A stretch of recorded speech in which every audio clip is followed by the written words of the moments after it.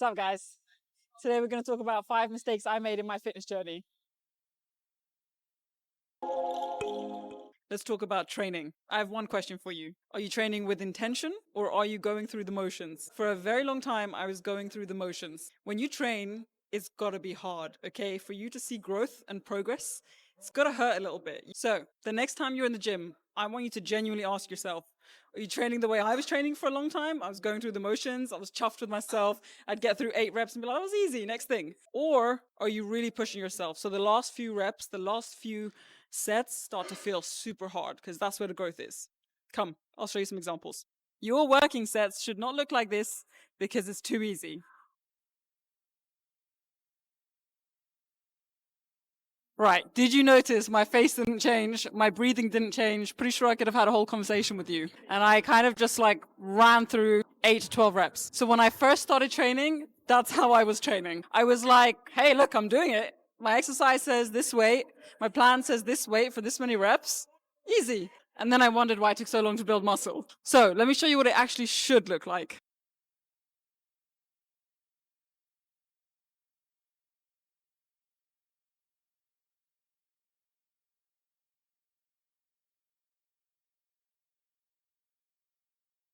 No, I could not have held a conversation there. See, in the last few reps, you kind of get to a point where you're like, this is getting kind of uncomfortable and I feel like I want to stop. You got to keep going through that. You don't always have to train to failure, but it's a good way to sense how much more you have in you. On to the next example. All right, exercise number 2.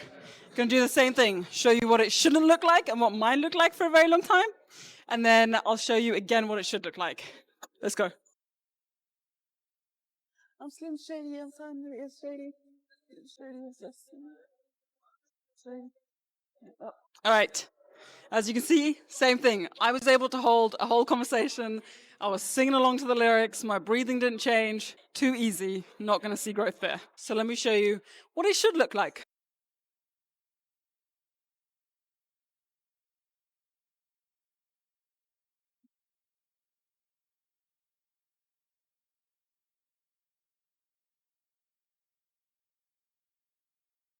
That was hard. That's what it should be. My face is red. My back's on fire. That took a lot of pulling. I couldn't have got one more rep because I failed-ish on that last one.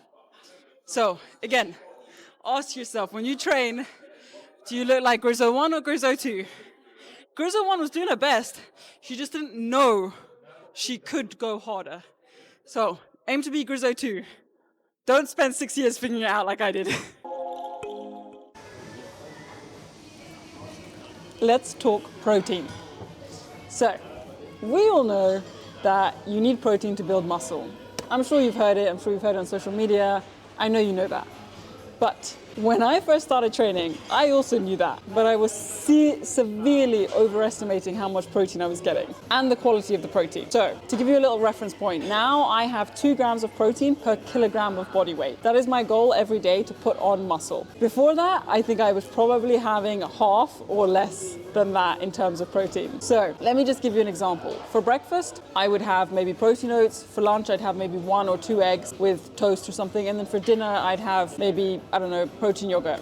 I was like, great, protein in all meals. That is not enough protein. So this is something we need to keep an eye on because you can train as hard as you want, but if you're not getting enough protein in, you're not going to build any muscle. It's important for recovery. It's important for building muscle. So I try to now, every single meal, I try to hit around 30 grams of protein. And then I try to have multiple higher protein snacks throughout the day. Now, I would try to focus on more nutritious, more whole foods, but I do also supplement with protein powders, protein yogurts, things like that. So when you're out with your friends and you're like, well, I can't get protein, or believe me, you can. What you have to do, obviously there are times when you're like, screw it, I don't want to eat protein, that's fine. But for a consistency basis, as long as you're squeezing protein into most of your meals, you're good. So today, for example, I'm out for lunch, but I'm going to show you how I skew towards higher protein options. I'm vegetarian. If I wasn't vegetarian, I'd probably go for higher meat options, but it's still doable regardless, okay? So have a proper look at your current diet. You may actually think you're eating a lot of protein, but having one protein bar and a shake at the end of the day probably isn't quite what you need, because I now look back at some of the high protein days I thought I was having, and I was really under. It wasn't until I genuinely stopped and tracked my protein. I've never really tracked calories because I just can't be bothered, but I did track my protein and I was like, wow, this is severely under what I thought I was getting. So, piece of advice, just spend a few days, just track your protein, look at the food you're eating, maybe weigh out the protein amount, see how much protein you're getting, calculate it over an average of maybe 3 to 5 days, and see if you're actually getting the protein you think you are. Now, let's order some food and I'll show you what I do just to squeeze a little bit of protein into every meal. Because the more I squeeze it into every meal, the closer I get to hitting that target, so I'm not stumbling around at the end of the day trying to take 4 shakes down. Right, let me show you the main meal. This is a Turkish pita. It's a halloumi pita, which has protein in it from the halloumi cheese.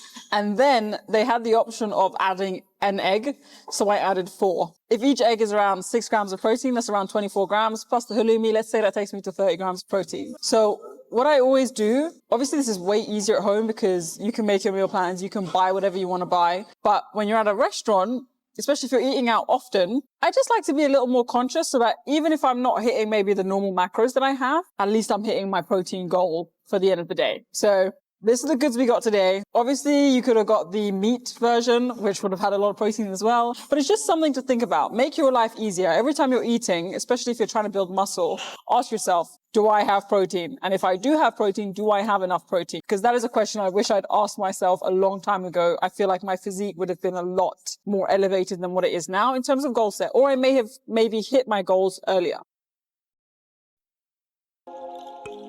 So let's talk about restrictive eating. This is one I made a mistake on for a long time when I was first getting into fitness and health in general. I would go into these cycles basically of thinking that fitness meant I would not be allowed to eat anything remotely considered as junk food. So I would be like salads and meat and fresh stuff. It would minimize my carbs a little bit, but everything was super clean. Like I would even cut out salt and things. And that would be fine when I was super motivated and I'd have like maybe a week or 2 weeks and then bam, the cravings would hit and I'd be like, I really want a cookie. And because I'd been so strict with my eating, there'd come a day where I'd be out for maybe a takeaway or something with my friends and I would just binge. Like I would be like, oh, well, if I don't eat everything I want now, tomorrow I have to go back to my normal super strict eating. And I would go into these cycles of like perfect eating and then just having really big binges of junk. That's not good. So that's not good because what you're doing is, one, you're making life a little bit miserable. Like when you want to go out with friends and stuff, you're stopping yourself from eating stuff you enjoy. But two, also the days when you're binging, you're having so many calories that actually it's negating all the progress you're making anyway. What I try to do now is do 20% kind of like sweet food and 80% stereotypically healthy food. But when I have a craving for something, I just go for it. Like I have a massive sweet tooth, donuts, cookies, cakes, stuff like that. I love them. I try not to eat them too often, but when I do get a craving for them, I allow myself to have them. Rather than, have you ever seen those memes where it's like, I had a craving for a cookie, so I ate 10 crackers, 5 oranges, 2 bananas, and then I ate 6 cookies before the end of the night. That's what happens when you put yourself into like this restrictive mentality. So I would say don't focus too much on perfection. Actually focus on that 80-20 rule. 80% healthy, fresh, whole foods, stuff like that. 20% just eat whatever you are craving, whatever you enjoy, because the long-term consistency is going to be fine. I promise. You're still going to make progress and you are able to keep this 80-20 ratio for a much longer time, ideally your whole life, rather than you go in that restrictive binge cycle that I found myself yo-yoing in. So I'm craving a donut. I like this Simpsons donut and I'm gonna have it. That doesn't mean that I'm then going to eat another 6 donut. I'm going to have a donut, then I'm going to go back to eat as normal, and then the next time a craving comes, I'm going to honor that. Okay? Cheers.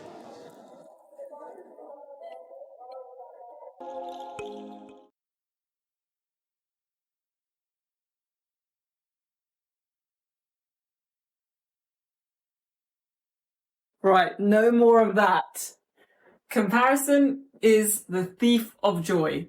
This is something I struggled with massively at the start of my fitness journey because I spent so much time looking at other girls and looking at like these dream physiques, looking at other people's transformations and really just like focusing on, wow, that person did that so quickly. Oh my God, that person's glutes are amazing, or that person's arms are amazing. I spent so much time comparing my body and my progress to other people's progress, when in reality, not only does that make you feel terrible, but it's also just a waste of time. We're all built differently. How someone else eats might not work for me. How someone else trains might not work for me. The speed at which someone else gets results does not tell you about how I will get results. Another bad thing about us as humans is we tend to focus on our own weaknesses and other people's strengths. So I may look at someone's physique and immediately I'll be like, wow, that person has an amazing this. And I will completely forget about my own strengths. So this is something I wish I just hadn't done. And I did it for a long time. And finally, I'm at a point where the only person I'm comparing my physique to most days, don't get me wrong, we all have bad days where we get into bad habits, but is the old me. And I want you to do the same. I want you to take progress pictures of yourself, measurements, whatever goal you have. I want you to compare the you that's training to the you before. And I want you to just keep being like me versus me versus me, on and on and on again. One way of doing that is limiting your social media, because social media really does know how to get into your brain. But also just really constantly affirming to yourself, these are my strengths, this is what I'm doing, stick to the plan and only focus your progress on yourself. You got this. You should be very familiar with what I'm doing, because you should be doing it in all your training sessions. Cooling down. So let's talk about recovery for a second. Basically, when I was a newbie in the gym, recovery didn't really exist to me.